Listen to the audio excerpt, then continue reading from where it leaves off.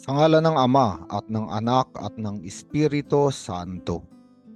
Panginoon, isugo mo ang iyong espiritu at pagpanibaguhin mo ang muka ng aming mundo. Ang mabuting balita sa araw na ito ay mula sa Ebanghelyo ni San Lucas, Kapitulo 7, versikulo 1 hanggang 10. At sa tagpong ito, makikita natin ang isang kapitang Romano na mayroong isang alipin na mahal para sa kanya. At ito ay may karamdaman at nasa bingit ng kamatayan. Kaya nga, nakipag-usap siya at kasama ng ibang tao ay namanhik kay Jesus na pagalingin ang alipin na ito. At ang mga tao na naroon ay sinusugan ang pakiusap ng lalaki. Sinabi nila siya po'y karapat-dapat na pagbigyan ninyo sapagkat mahal niya ang ating bansa. Sa katunayan nga po, ipinagpatayo niya tayo ng isang sinagoga. Kaya nga si Jesucristo ay sumama sa kanila at nais puntahan itong kapitan ng mga sundalong Romano. Ngunit nung hindi pa siya umaabot sa tahanan, sinalubong siya ng taong ito. At sinabi niya, "Ginoo, wag na po kayong magpakapagod. Hindi po ako karapat-dapat na puntahan pa ninyo sa aking tahanan. Hindi rin nga po ako karapat-dapat na humarap sa inyo. Ngunit sabihin lamang po ninyo at gagaling na ang aking alipin." At dito ay namangha si Jesucristo. Sabi ni Jesucristo, kahit nasa Israel ay hindi ako nakakita ng ganitong kalaking pananampalataya. At ito ay isang napakabuting salita, isang ebanghelyo na tutulong sa ating lahat. Sabi ni Jesucristo, itong kapitang Romano ay may malaking pananampalataya. At ang pananampalatayang ito ay wala ang mga Israelita, ang mga tao roon. At titignan natin bakit. At maaari nating makita ang tatlong bagay kung bakit ang taong ito ay itinuring ni Jesucristong may malaking pananampalataya. Unang-una, siya ay lumalapit kay Jesus at namamanhik, hindi sa makasariling intensyon, hindi para sa kanyang sarili, kung hindi sa kanyang minamahal, ang minamahal niyang alipin. Pangalawa, ayaw niya nang pumunta si Jesucristo sa kanyang bahay sapagkat kilala niya ang kanyang sarili. Sabi niya, "Hindi ako karapat-dapat na puntahan pa ninyo sa aking tahanan at hindi rin ako karapat-dapat na humarap sa inyo." Kilala niya ang kanyang sarili. Siya ay Romano, siya ay hindi isang Hudyo.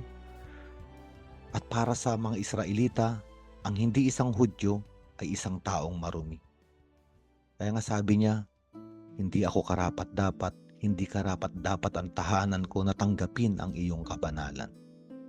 At tandaan natin, itong mga salitang ito ang sinasabi natin bago tayo tumanggap ng katawan ni Jesucristo. Hindi ako karapat-dapat na magpatuloy sa iyo. Ang ibig sabihin nito, sa tuwing tayo ay nagdiriwang ng Eucharistia, alam natin na hindi tayo karapat-dapat. Ngunit tayo ay nagdiriwang pa rin. Ibinibigay pa rin ni Jesucristo ang kanyang sarili sa atin. Kaya nga ang Eucharistia, ang ibig sabihin nito ay pasasalamat. Bagamat hindi tayo karapat-dapat, nananahan at tumutuloy sa atin ang Panginoon. At ang huling-huli, sabi niya, nitong kapitang Romano, sabihin niyo lamang ang salita at gagaling na ang aking alipin. At ito rin ay binabanggit natin sa Eucharistia, Panginoon, hindi ako karapat-dapat na magpatuloy sa iyo. Ngunit sa isang salita mo lamang ay gagaling na ako. Tatlong bagay. Namamanhik kay Jesucristo, hindi para sa kanyang sarili, kundi para sa minamahal. Hawak niya sa kanyang kamay na siya ay hindi karapat-dapat. At huling-huli, naniniwala sa kapangyarihan ng salita ng Panginoon. At ito ang sinasabi sa atin ng Ebanghelyong ito. Hinihintay ng Panginoon na sa tuwing tayo ilalapit sa Kanya, hinihintay niya na makita ang ating puso. Nang hinihingi nating biyaya ay hindi para lamang sa atin. Higit sa lahat, humihingi tayo ng biyaya sapagkat minamahal natin ang iba. Ang isang ama, kapag gumising siya sa umaga at nanalangin at humingi ng biyaya ng lakas ng katawan sa Panginoon, ang intensyon ng ama na yun, kailangan niya ng lakas ng katawan, hindi dahil gusto niya lang maging malakas. Kailangan niya ng lakas ng katawan para makapaghanap buhay, para makapag-uwi ng kakainin sa tahanan sa kanyang mga minamahal. At ito ang isang halimbawa ng pananampalataya. Ang pangalawang bagay, ang pananampalataya ay kilala o pagkilala sa totoong katauhan. At sa harapan ng Diyos, wala tayong maipagmamalaki. Hindi natin pwede sabihin sa Diyos, Panginoon, pumunta ka sa bahay ko sapagkat ako ay tanyag, sapagkat ako ay marami ng sakripisyong ginawa sa simbahan. Ako ay nagbabasa sa tuwing may misa sa aming parokya. Ako ay marami ng tinuruang tao. Hindi ito kailangan ng Panginoon. Para sa Kanya, ang isang may pananampalataya ay isang taong nalalaman na wala siyang karapatan. Ngunit bagamat wala siyang karapatan, pinapagindapat siya ng Panginoon na tanggapin ang pag-ibig. At ang taong ito ay mababa ang kalooban, nakasayad sa lupa. Ang huling bagay na katangian ng pananampalataya ng lalaki ito, naniniwala siya na salita lamang ni Jesucristo ay gagaling na ang kanyang alagad, ang kanyang alipin.